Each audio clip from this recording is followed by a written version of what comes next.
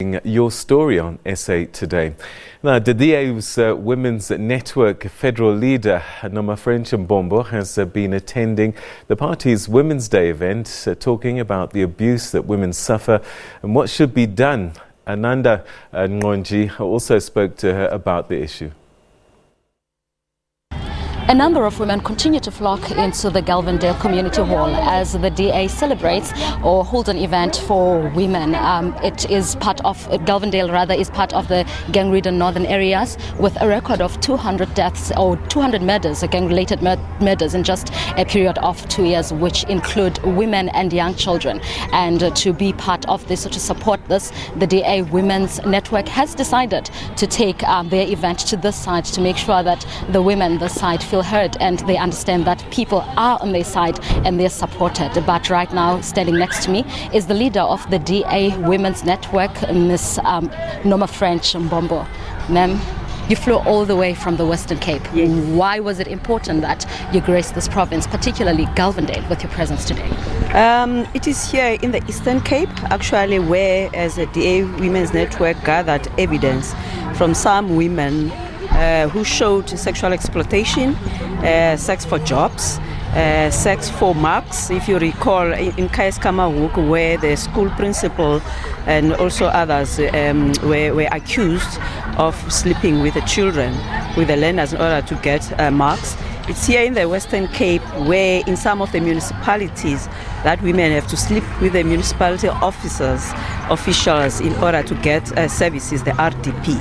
So one of the reasons I'm coming here is about that. But also it's where actually in the Western Cape where there's a lot of the poverty, women are the face of the poverty, women are the face of unemployment. Generally in South Africa, we do know that 31% of women are unemployed versus 27% of men.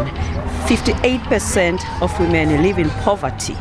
And this is what actually causes the exploitation, where women are treated as sexual objects, where women are treated as sex slaves. So that's why for us as the Women's Work, we're saying that anyone who has experienced such or who is aware of that, they must come and report us.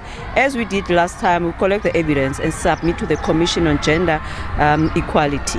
And we are asking for women and everyone to break the silence. It cannot be that our bodies are our CVs.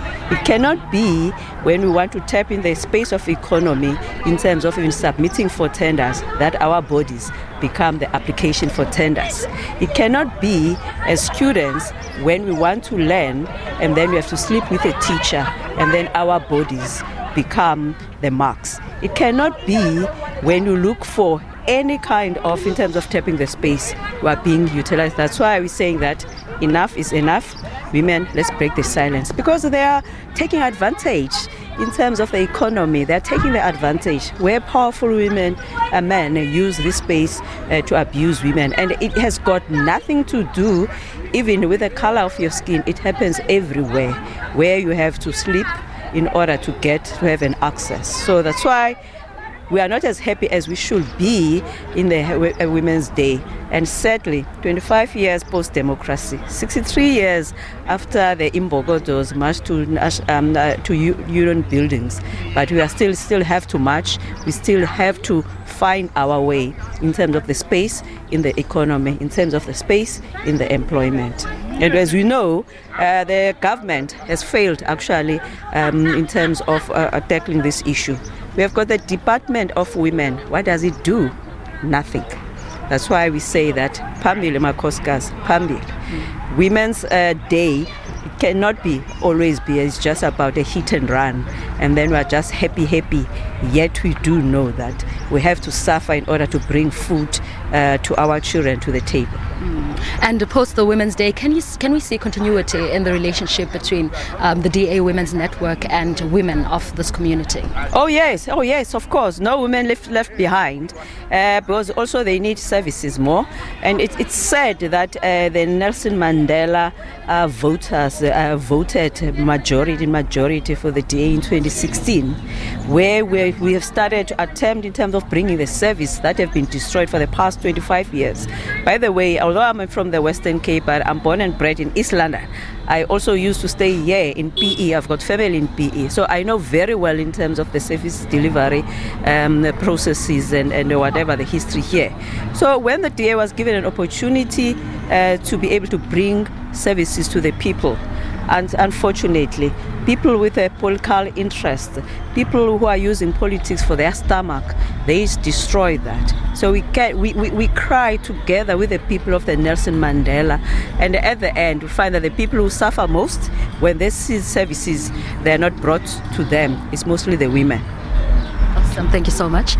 And that was the leader of the DA Women's Network, Ms. Nomafrench Mbombo, saying that they have decided to come to this province particularly because of the plight or the issues or problems, rather, challenges that women in this province particularly get to face or they get to deal with, pointing in particularly the issue of or the scandals of sex for jobs, the issues where women find themselves in vulnerable positions so that they can get ahead in life, and making sure that they continue to know that they are heard and that they are being supported by the DA Women's Network.